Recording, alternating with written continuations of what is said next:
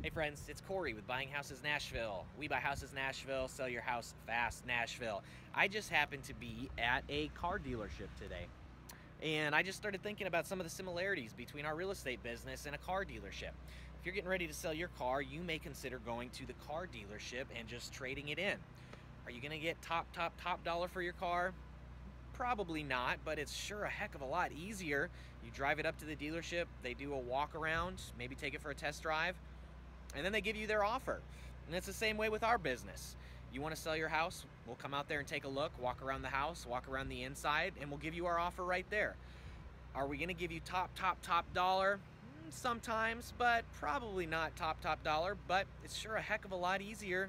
You don't have to deal with picky buyers. You don't have to deal with inspections, showings, paying real estate commissions. You don't have to deal with doing repairs or closing costs. It's a lot easier. So if you have questions or you're wondering about what we just talked about here, just give us a call. Give our office a call at 615-905-0039, or feel free to comment below, or just visit our website. You can send us an email through our website, www.buyinghousesnashville.com. See you later.